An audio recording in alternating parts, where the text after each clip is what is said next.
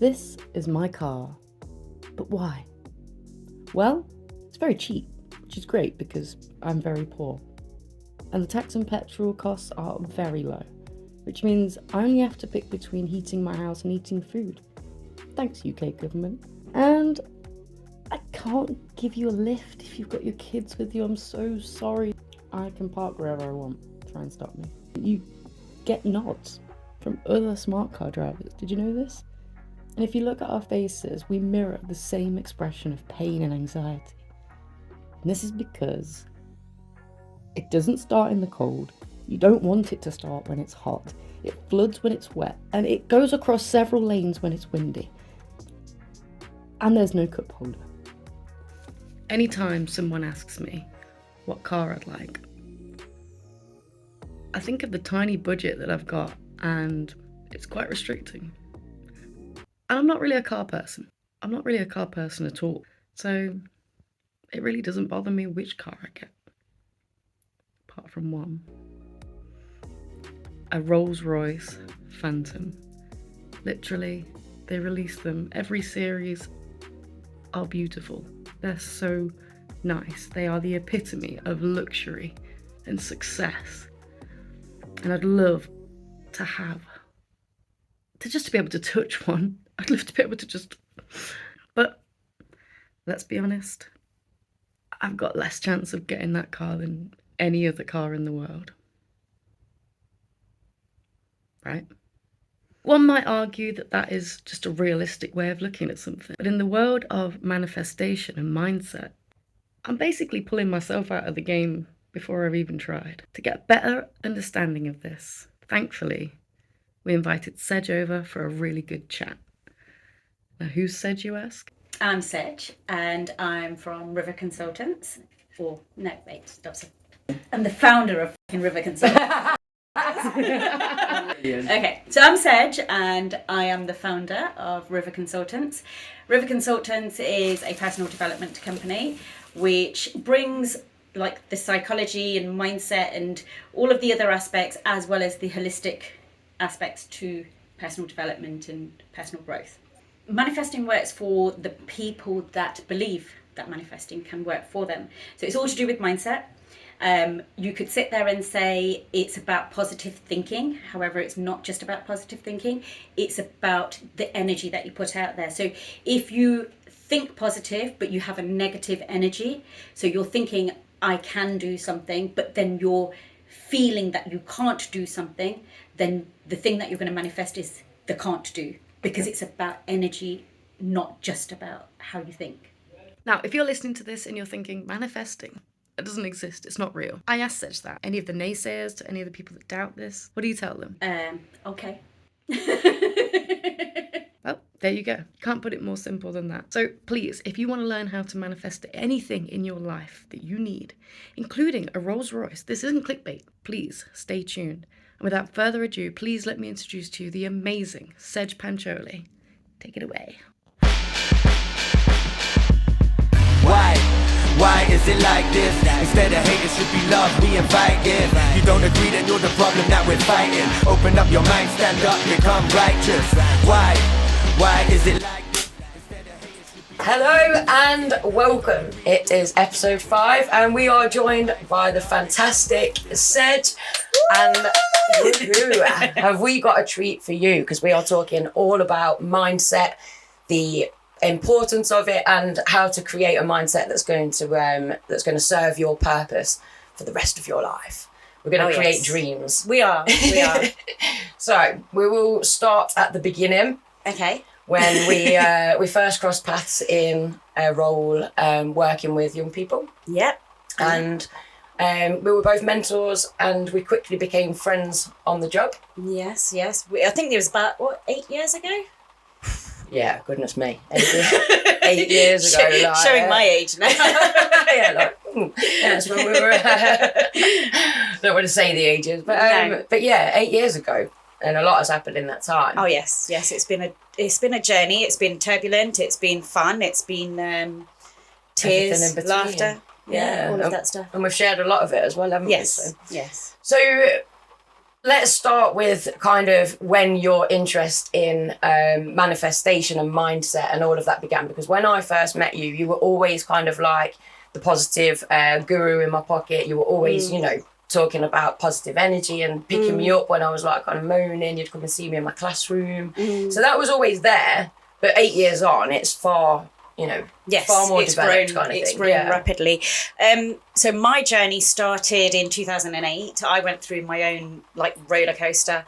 And then it was just, you know, when you start reading one thing and then that one thing opens a door to another thing, and then it was like new things. Yeah, it was literally like my mind was blown and I just became this sponge that just wanted to learn everything. Okay. So then my journey started, and then I became quite spiritual and found this like holistic way of living and stuff. And then I just started implementing things into my own life, which then I found were giving me the results that I wanted.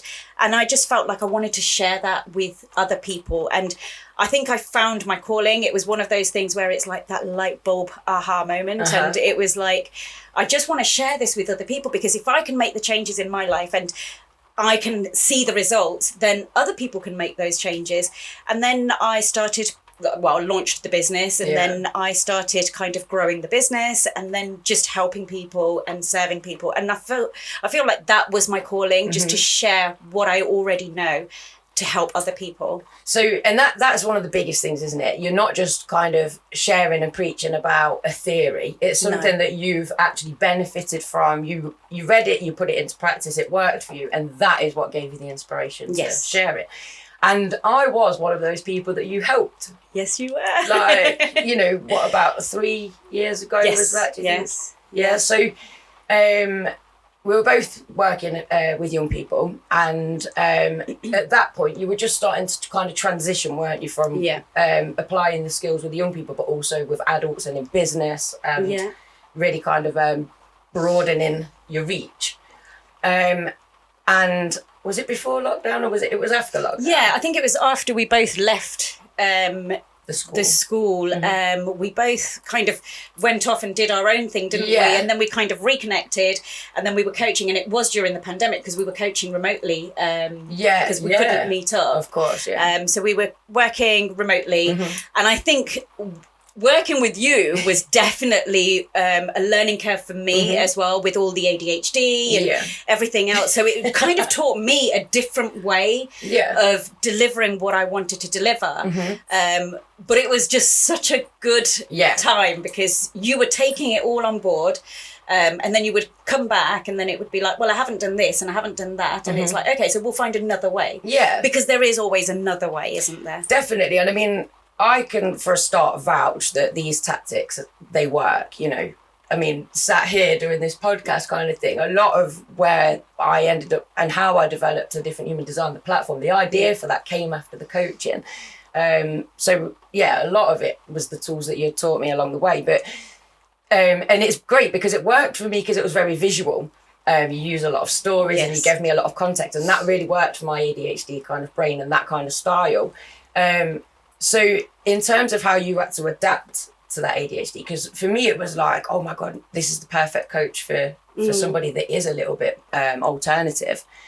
But how did you have to adapt then to meet my kind of needs? Like, obviously you mentioned that I wasn't doing the homework. All I kind of was adapting how I was doing the homework. I think with you were quite receptive as well, though, weren't you? Because it was like, well, I haven't done this. And it's like, okay, no problem. Let's just do this then instead.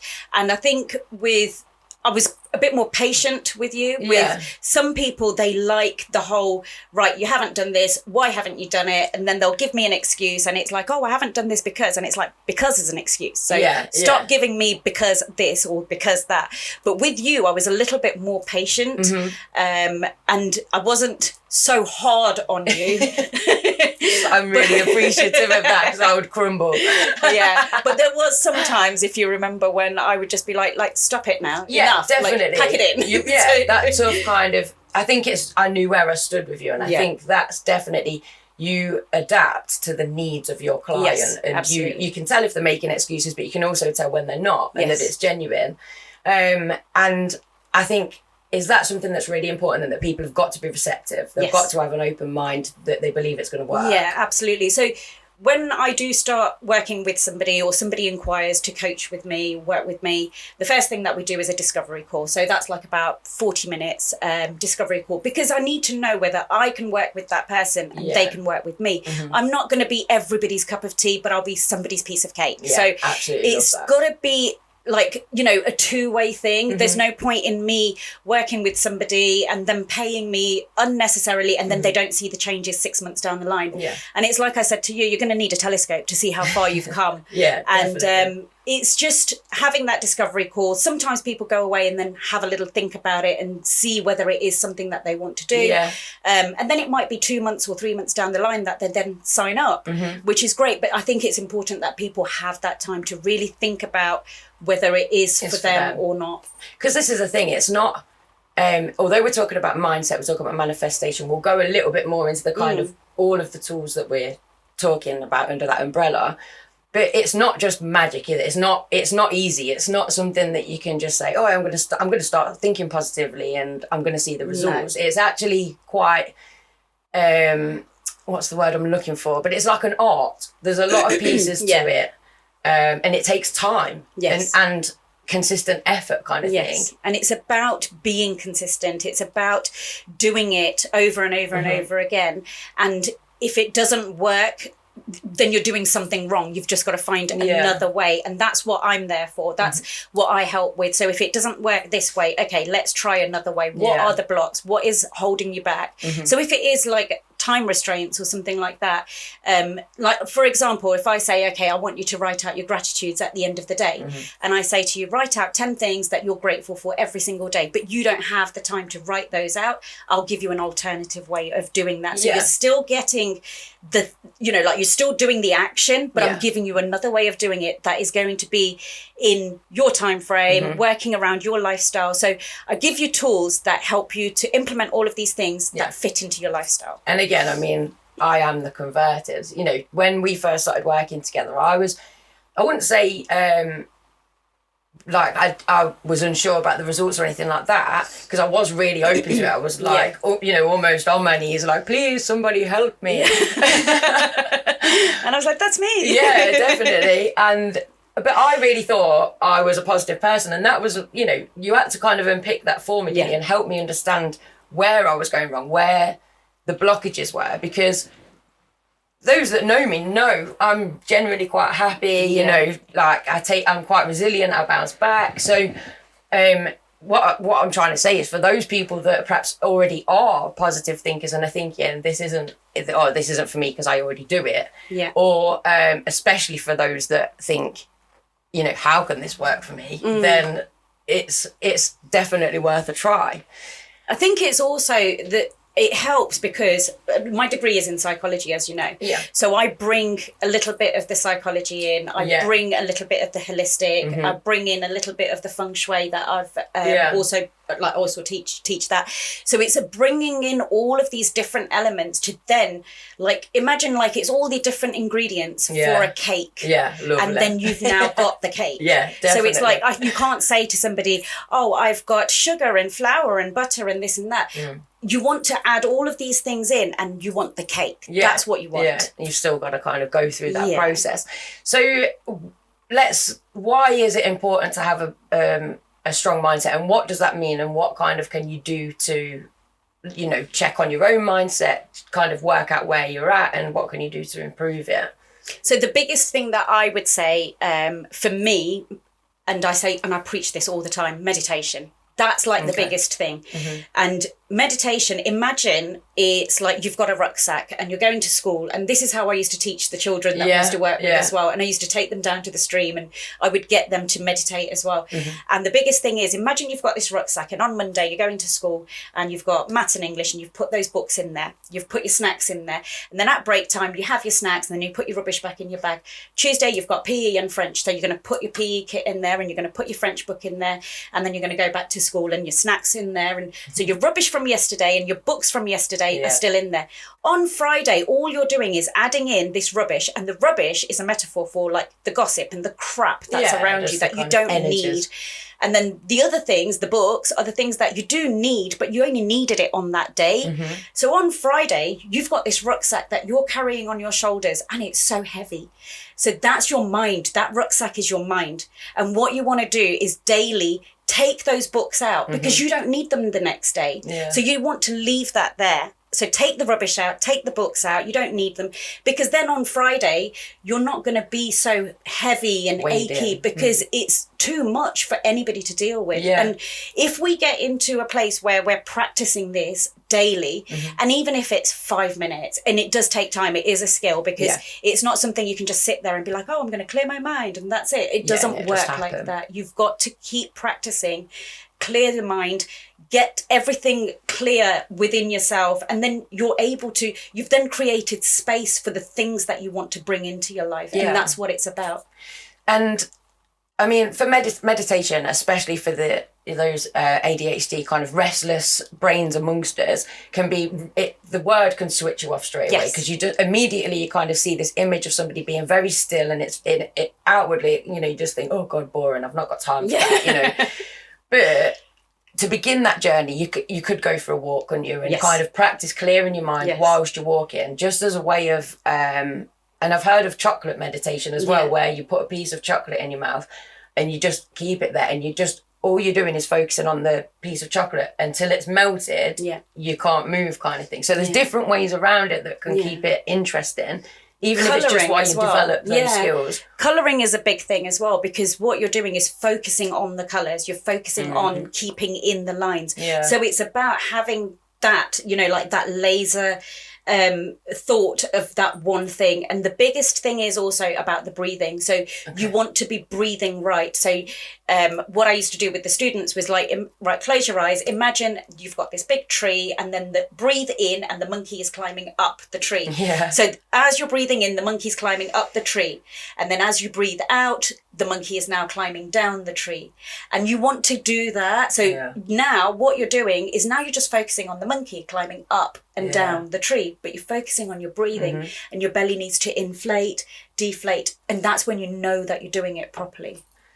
And again, breathing, as soon as you started talking about breathing, I was like, I've actually been holding my breath because I'm concentrating. And I think another thing in the neurodivergent community is that breathing is something we forget to do, and then we go kind of quicker to maybe respond badly or whatever because we've not got those oxygen levels.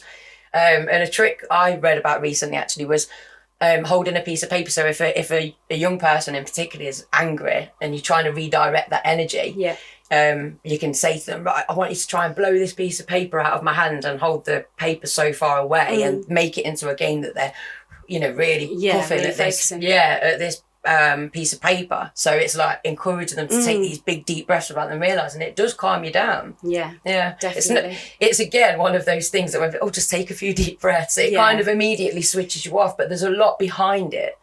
And the thing is, people think, oh well, I breathe every day. And it's like, you think about but it though? You don't really. You're breathing just to survive. You're not breathing to live. And that's where the difference is. Like, we don't want to just exist. Why go through life just existing and just surviving when you could be thriving? So if you do that, and then you're then clearing the space, and you're making space for new, better things to come into your life, new opportunities, new people, and you just start seeing things falling into place because now your mind is clear. And then you just start removing the clutter. It's like, say if you're decluttering your home or you're having a big spring clean, don't you just feel so much better afterwards? Definitely amazing. I mean, it makes me think of Prem Rawat is a big speaker on a peace, and he does a peace education program, and one of his videos he's saying about how simple your breath is, and you're just listening to his voice and he's just saying about breathing, and it kind of brings the magic back into it, that the fact that your body is doing this to keep you alive without any thought, but then when you start to think about it, it's actually really, it's relaxing though, isn't it? It's really zen. Zen, that's the word. So meditation is a big one to kind of good starting place to declutter the mind, and open up space for those opportunities. What else then would be a tactic for building a more positive mindset? Gratitudes. So this is one thing that I have been doing since 2008. And it's just literally get a notebook, and every day at the end of the day write out everything that you're grateful for that day. So it could be things that, you know, I'm just grateful that I've had good weather today, so I've been able to go for a walk. I'm grateful that my car was working. And there's some people that will go through life thinking, well, there's nothing, I'm not grateful for anything. But when you really sit down and think about it, there are things that you're grateful for. And when we did the last workshop, if you remember, I said to the ladies that, you know, even if it means that you carry a little crystal with you, and this was the alternative way of doing it, if you can't write it down, hold the crystal. This is now your gratitude stone. So hold the crystal and just think about the things that you're grateful for. And one of the ladies said that she was doing it while she was walking the dog. I was just thinking of that. She felt the change and the shift within herself, didn't she? And it's so lovely to hear that when you start practicing these things, and they're such simple things, that you will now start feeling that shift again, then you're a bit more open to new opportunities and new things to come your way. And a good challenge for the gratitude that, again, I stumbled across was the 60 seconds gratitude. So again, if you're a bit more like me, where it needs to be exciting, it needs to be challenging to interest you into doing it, you set a timer just for 60 seconds and you challenge yourself to think of as many things that you're grateful for, and you do end up stumbling the first few times you try it, and you think, gosh, there should be loads of stuff that I'm grateful for, really. And then you get better and better at it, and the quicker you're kind of doing it, the more natural it then becomes that if you're feeling a little bit glum about something during the day, you just naturally start to fall back on but I'm grateful for this, this and this, and it just kind of fires you back up a little bit.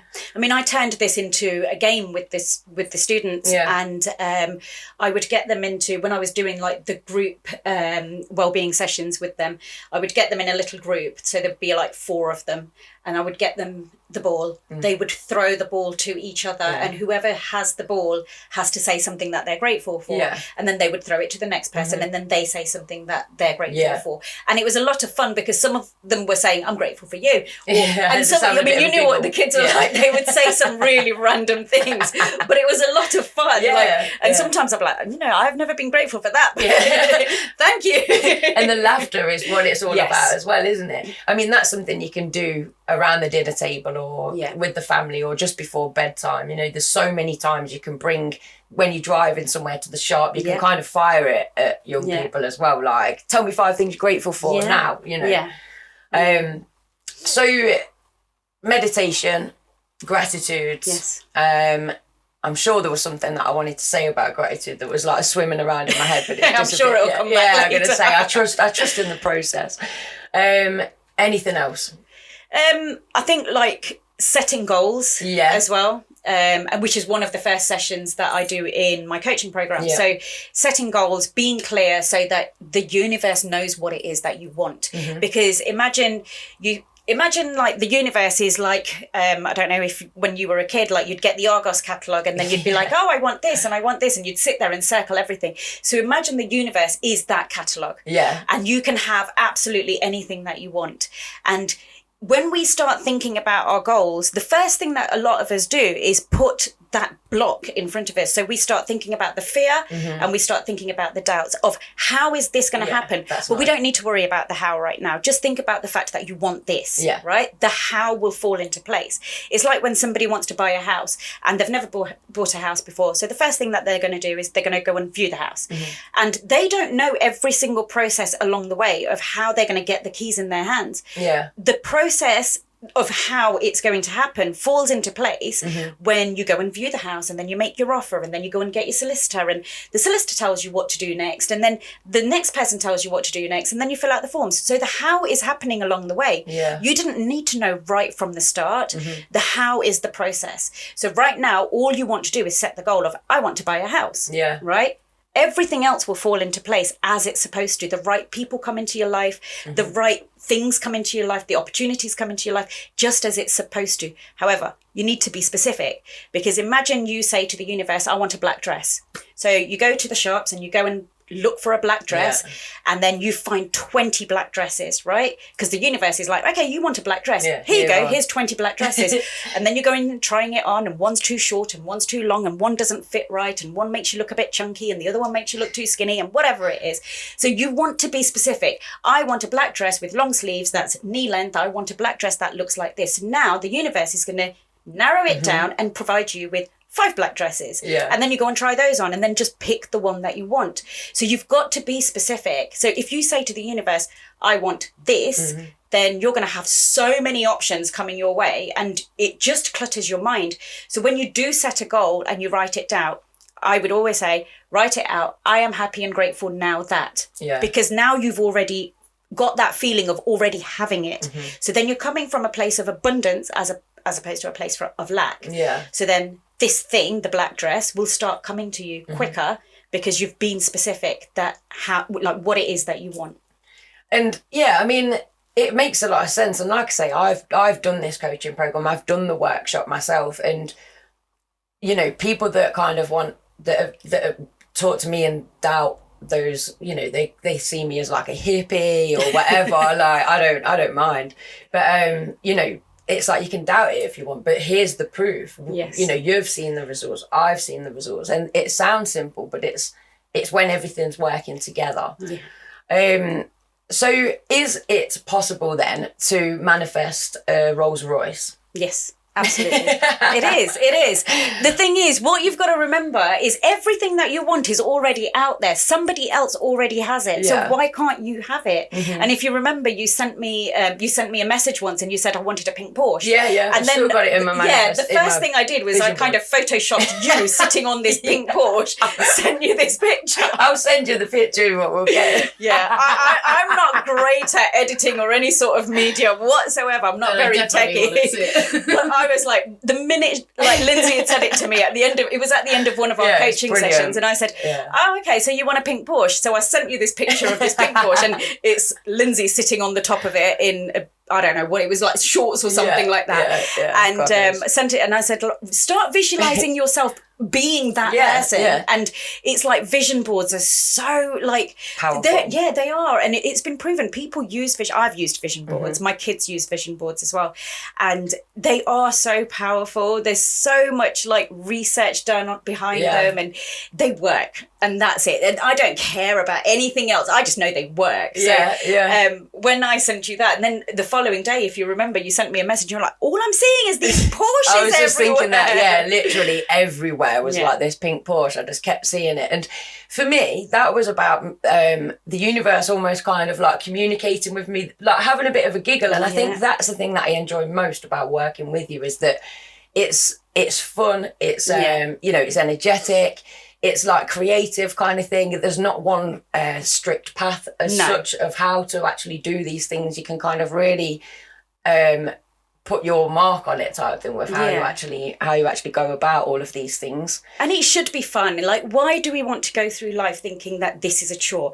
Because when you make it a chore, that's when it becomes boring, and then you're inconsistent, and then things don't fall into place, and then you think, oh, this is a load of crap, it doesn't work. And it's like, no, it's you. And you thought that it's a load of rubbish, or it's not going to work. I mean, the other thing that we kind of wanted to talk about as well as part of the podcast is that and again, this is what makes the coaching so successful in my mind, is that you have got this backstory, and that a few years ago, or probably many years ago, my time scale is just rubbish in my mind. It's either now or not now. You were diagnosed with fibromyalgia. Yes. And at that point, you were in a lot of pain. Yes. Did you go into the office in a wheelchair at that point? Yeah. So how many years ago was it? Sorry? In 2015, in December, I was at one of my lowest points because I was in so much pain, and I was going through like NHS to try and find out what was wrong with me. They didn't know what was wrong with me. I ended up going private, and it took years to finally diagnose me. And then I was on crutches for a very long time. They put me on some medication which didn't work for me. So I just kind of came off it myself.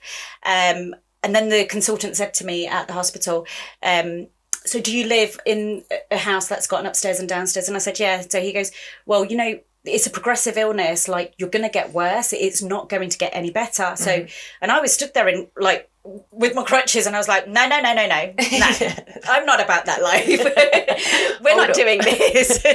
So I just said, no, the next time you see me, I'll be dancing in your office. So this was in the December 2015. Yeah. And then that was it. I came off the meds. I came off everything. And then I started doing my own research and just found that there was so many different things that I needed to do in my own life. So it was things like deodorant without aluminium. So I started making all of these little changes in my life to make sure that I was eating better. And I was like doing the things that I need to do. I don't use crutches anymore. Yeah. And I was like, I set myself a goal that in March that year, it was my friend's birthday. She was having a big party, and I said, right, I'm going to make sure that for her birthday in March, I'm going to be dancing on that dance floor without crutches. Okay, granted, I danced for 15 minutes, but I did it. You did it, yeah. So that's the goal. So I did it, and that was the big thing for me. And for those that don't know, fibromyalgia is an invisible illness. It's a disability now. Yeah, it causes chronic pain in the muscles, the joints. Is it? So there's like various points, so like elbows and knees and back and stuff like that. Then you also have like fibrofog, so where you forget things. Yeah. So what I was doing was just finding ways to manage what I've got, stop using it as an excuse. There was people that were telling me to go to support groups, and I was like, I don't want to sit around in a group talking about an illness and just everyone it was a pity party. Almost and I didn't want to do that. More. And I was like, I'm not having this pity party. Nobody's coming to it. We're going to cancel this. Like, this is done. Like, let's just move on from this. Yeah. So we cancelled the pity party and off we went and we did something about it. Yeah. And I mean, so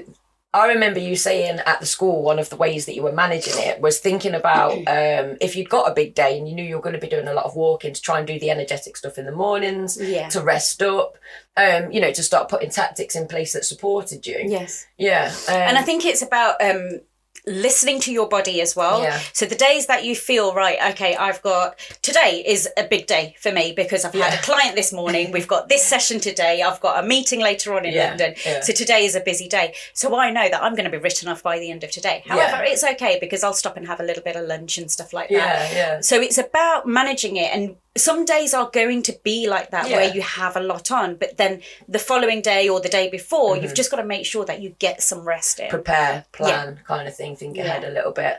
And I mean, for those that don't know, the ADHD and fibromyalgia crossover and connection, the research, like a lot of it is quite preliminary, but it's looking like there's a huge crossover there.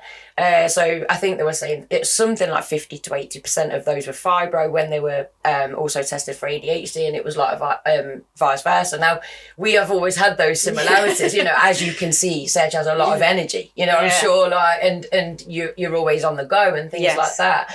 And it's something within our community, chronic pain, joint pain, it's something I already suffer with. My knees, my elbows throb some nights.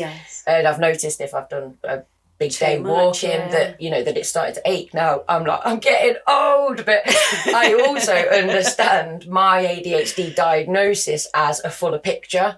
So it's very worthwhile being aware I'm already kind of ahead of myself, thinking it might be something that develops within me, and if it's not, arthritis is another thing that's like quite highly linked. And even if it's never diagnosed, chronic pain in itself is something that's really well known with ADHD. So it is, like you say, upping your water, being aware of what you feed in your body, changing to natural deodorants, all of those things can kind of help. Prevention's better than cure, as it were, because there is no cure. And it's mindset. It's mindset as well. It's also like, if you sit around and think, okay, I've got ADHD and this is wrong with me and I can't do this and I can't do that. I can't. That rubbish of I can't, then what you're going to manifest is you can't. And that's all you're going to keep manifesting in life. If I sat around feeling sorry for myself and thinking, I can't do this because I've got fibromyalgia, or I can't go here because and I know people that have also got fibromyalgia and kind of hold back from doing certain things.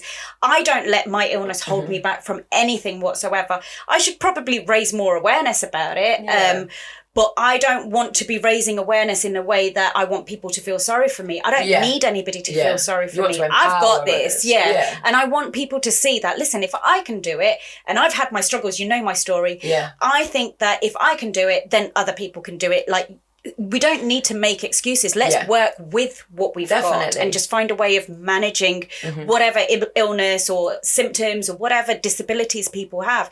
You've got people that are doing the Olympics, the Paralympics, without limbs, you know, so that there's no excuse, is there? Yeah, and then it comes down to, like you say, your mindset of setting those goals, kind of believing in yourself and making all of those steps.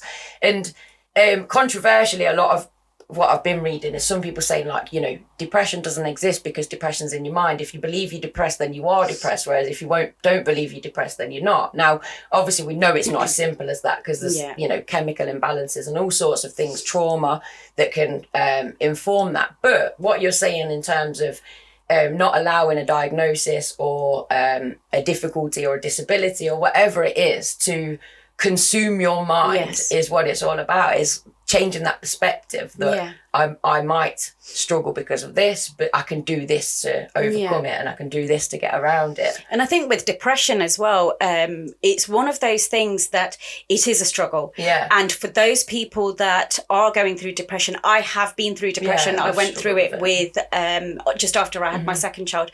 And it's one of those things, it's like you go into this dark hole and then you can't get out of this dark hole, and then you don't even know where to go for help. You don't really know you're ill either. You can't even admit it. You think you're actually poorly lying what's in bed. wrong? Yeah, it's very strange. And when you've come out of it, or you've found a way out of it, or whatever it is, people will then say to you, "Oh, well, why didn't you call me?" I don't know. I didn't know I could do that. I didn't know I was supposed to do that. I didn't know it was an option. It's not till you kind of reflect on it that you think, wow, you know. And it is a struggle, and it's just, but it's like with people with depression, and I think the biggest thing is, it's about just taking that 1 hour at a time or half a day at a time. And if it means that you've got through half a day, then you're good. Yeah. If you've got through that 1 hour, you're good. Like, hats off, and give yourself a round of applause because you did that 1 hour. Those celebrations and celebrating those wins. It's about those little steps. Yeah, and it's like the pearl on the string type thing, where it doesn't matter the size of the achievement. If the achievement was moving from your bed to your couch and having a round of toast that day, that is as huge as if your achievement is, you know, completing an interview on camera kind of thing. And it's like, those achievements are all achievements regardless. And we don't need to compare ourselves to somebody else. Like, we don't need to say, oh, well, she's doing X, Y, and Z and achieving big things, and all I've done is got out of bed, had a shower, brushed my teeth just about, and had a bit of toast. But that's an achievement for you. You know, like, and I mean, it's little things. Even within yourself, one day you might achieve something fantastic, and the next day you beat yourself up because you can't achieve the basics. And I think that's something with mental health, and, you know, with ADHD and mental illnesses and all of it. You can beat yourself up because one day can be a good day and everything's like, today I'm wobbling all over the place. My balance, and it's so frustrating. Because like, I'll kind of come in through the door and then I'm like, whoa, sorry. Like, everyone's looking at me like, are you drunk? I've not been drinking. Not yet. Yeah, no, I mean, I've not drank since December. So you've done really well with that, haven't you? I know, I'm loving life. But yeah, so, and certainly kind of coming away from the alcohol has allowed me to realise it is just my balance that's the problem, not the wine. But if you remember when we were coaching as well, we were talking about like the alcohol-free wine as well. Do you remember? Well, I mean, back then it was, I really enjoyed having a drink on my own space, my own time, but I was worried, wasn't I, that I was doing damage to my health by having those kind of habits. So we were looking at ways of, and then it's like, I just decided I'm just going to do it as a challenge, step out of my comfort zone. I'm going to challenge myself and see if it works. And it did. Yes, it and all it did. paid off. It did. So I'm not, how are we looking for time? You're fine. You've got another 20, 30 minutes. Oh, perfect. So I was just going to kind of reflect a little bit on our journey together and what you kind of helped me get through. So as I mentioned before, I am a positive person type thing, but you definitely helped me kind of stop I don't want to swear on camera, but stop kind of like playing with drama and to kind of. I can believe that out. Yeah, because the story is so good, isn't it? It's like... Well, basically, Sej told me to stop clapping in my own. So No, the so way I've stopped doing that now, and I feel great. I think it was when we were working together, it was a lot of like, Lindzi would come to me and say, oh, this has happened and this has happened and I'm surrounded by all of this drama and People I don't know needed what me, didn't it? It yeah. wasn't like drama as in kind of like petty things. It was people No, genuinely people did coming need to me you. for my help and for Yeah. my support. And sometimes I'd be so overwhelmed with it. Like, Yeah. I don't even know what I'm doing. And yet I've got all these expectations to help people. And I said it's okay to stand on the sidelines sometimes Yeah, and and support cheer. from the side as opposed to going right in there and getting involved and consuming your energy. You've Yeah. got to imagine yourself like a teacup, yeah? And then you've got the saucer. And then you've got to fill your teacup up. And it's got to be overflowing for you to then serve from your saucer. If you keep serving other people from your teacup, your cup's going to be empty at some point. Yeah. You've got to let it overflow, serve from your saucer. And there is a lot about kind of toxic positivity, isn't there? Where, you know, you see these kind of posters or whatever that say, oh, just smile or just think positively. I or, can't. yeah, and sometimes it's not as simple as No. that, but that's when the self-care thing comes in. So you're still being proactive. You still feel like you've got a level of control over your life where it's like, okay, today you're filling the cup. You've not got enough to give to other people, Yeah. but you can do something that's going to help replenish your Yeah. energy levels. And it's okay to say no sometimes. Yeah. It's okay to, and you've got to remember, you've got to set boundaries as well. Yeah. Because if you don't set boundaries that, you know, people just keep taking, because people respect boundaries as well. Yeah. So if you don't set them, then people just keep taking. And it's not intentional. It's just the fact that they don't know where they stand. So then they'll just keep taking. Well, if you keep giving, then how Yeah. can they know that you're even So you've got to perhaps set thinking- them and it's not, I mean, when I started coaching, the first few clients, I was working, you know, Sundays and late evenings and stuff. So I was working around their needs and, you know, they'd want to coach at 9 o'clock in the evening and I would do that. Yeah. Until I started realizing that, you know what, I'm not looking after me. Yeah. So I've got to look after me first. Yeah. So then I cut that down and I still do coach in the evenings. However, it's not so late in the evenings. I'll still coach on the weekends. I'll still do my workshops at the weekends. Yeah. But I have times and I work within those times and I won't do anything. When it's family time, it's family time and people respect that. And I think the thing of saying no, because recently, I can't remember what it was. It was just something really, really small and simple. Someone asked me, do you want to do this? And I was like, oh, no, I can't. And apologising for it type of thing. And this person's like, I only asked, it's fine. and then it was like, and I'm like, don't you feel guilty though when you say no? And they were like, no, like if you don't, it's fine.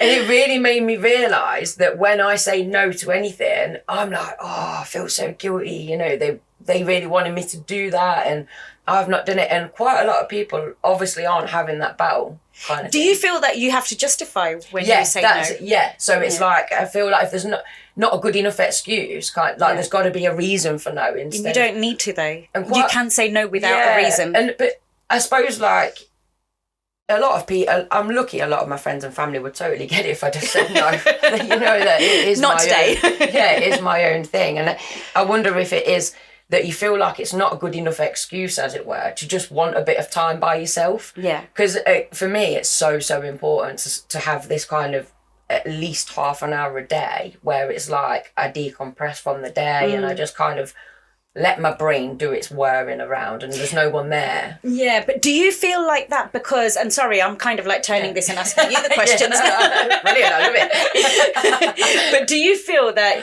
you have to justify it? Because if you asked somebody to do something and they said no to you without a reason, you would actually want a reason from them. I don't know, because... Do you expect a valid, good explanation for them to say no? Or would you respect the fact that they just say no? Yeah, I'd be totally fine with it, especially because, with being in this journey myself and the last few years, I am very aware that other people might have needs I cannot even possibly conceive. So it's like I would never, and that's the advice I'd give to my friends as well. I'd be like, you don't need to justify it, you know. But definitely when it comes to me, we use the term people pleaser, don't we? But I think that's where with the coaching, it was almost quite helpful for me to realise that it's just as, because I've always got this list of things to do and this is really important, I've got to do this. So then adding me to that list was a really big step kind of thing. And that I am just as important as all these other jobs that need doing. Yeah, definitely. And that's where like things like the meditation and the gratitude and even that is, and even journaling like for 20 minutes if you need to, when you're really angry and you need to tell somebody something, like write that letter out and burn it if you need to, but write it out so it's out of you and there on that paper.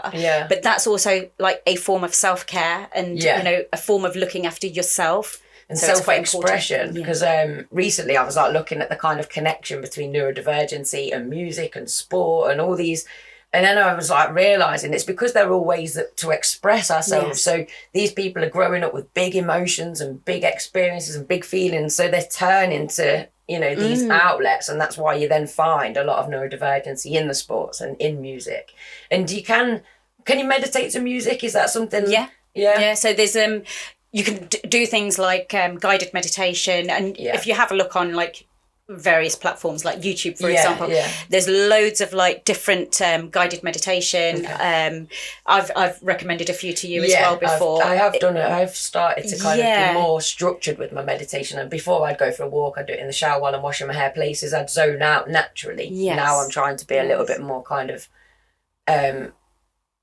take it to the next stage, I suppose. And even things like what I used to do with the students was we'd sit by the stream and I would ask them to just listen to the birds, listen to the sound of the water, because that's now, you're not hearing the chatter of other people walking past, you're not hearing the chattering. It's like those monkeys in your head that are arguing and talking to you, and those inner voices now start disappearing. And it's about listening to just the sound of the stream, just the sound of the birds, and any other little sounds that you can hear around you.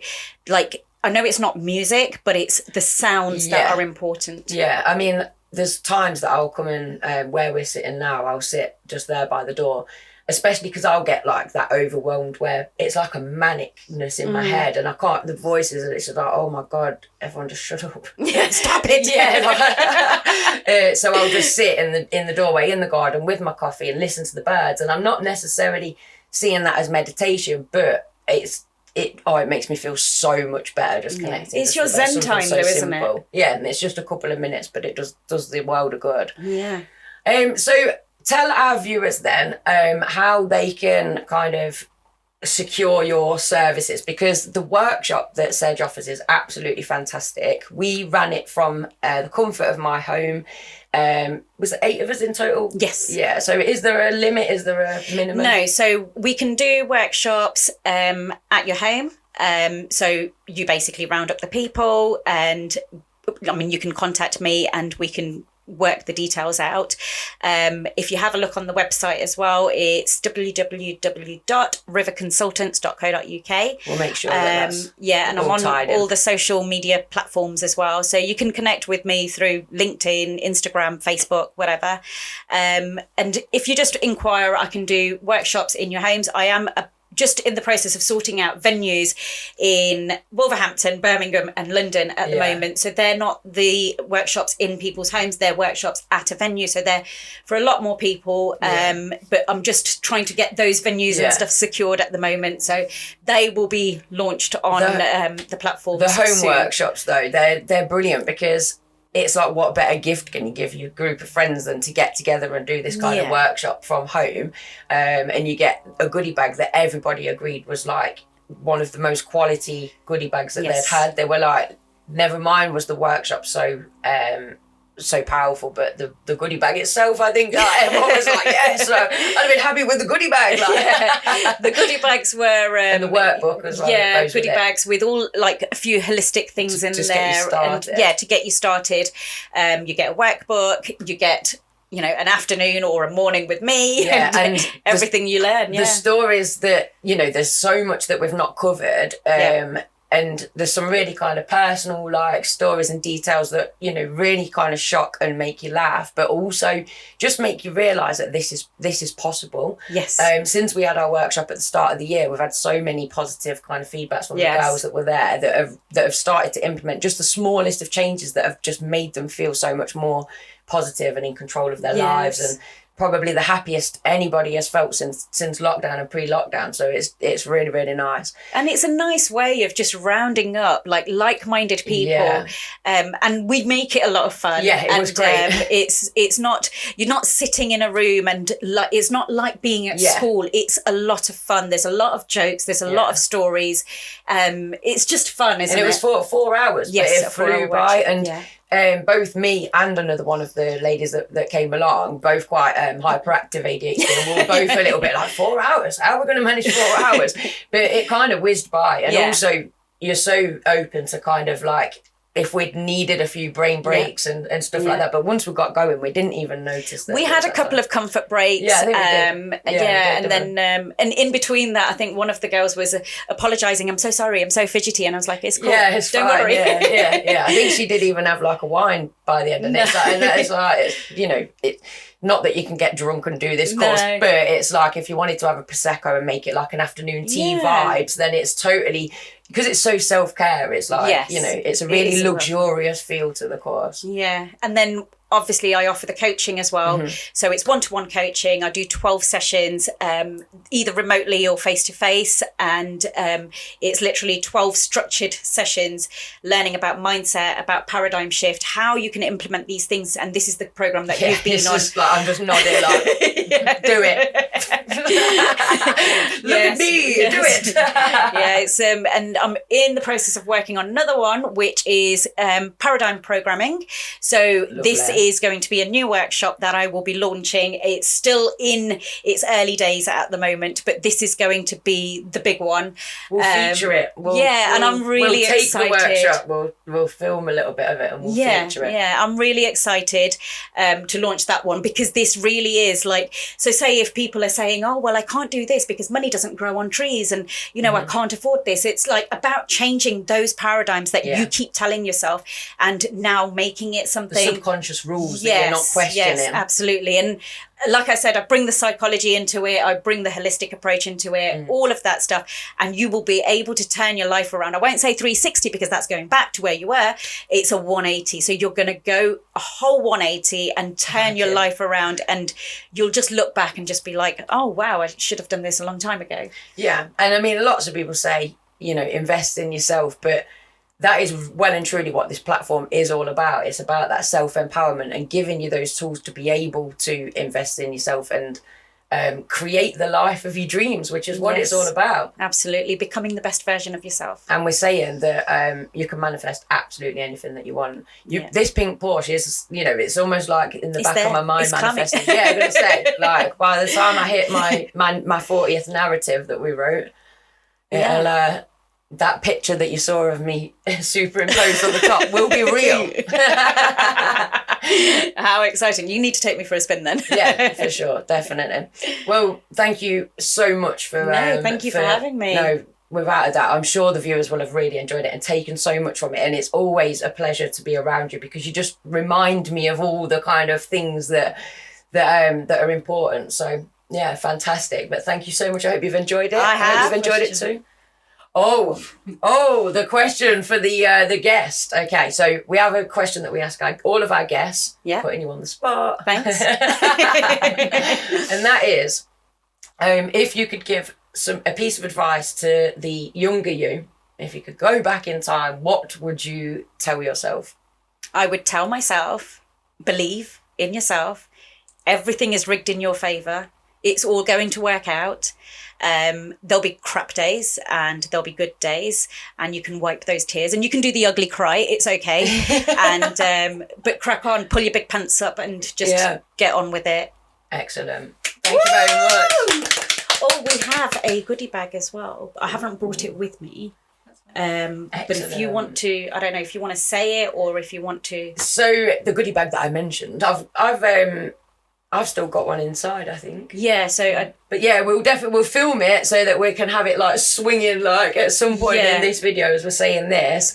And to enter, we will put all the details on there, but it'll be like a like, share this post, one of the usual ones to enter, and you can win a goodie bag from Sej. Yes. How fantastic. Thank you very much. Brilliant. Yeah, thank you very much. Hey, you were so amazing. Thank you. Why is it like this? Instead of hate, it should be love we invite in. You don't agree, then you're the problem that we're fighting. Open up your mind, stand up, become righteous. Why is it like this? Instead of hate, it should be love we invite in. You don't agree, then you're the problem that we're fighting. Open up your mind, stand up, become righteous.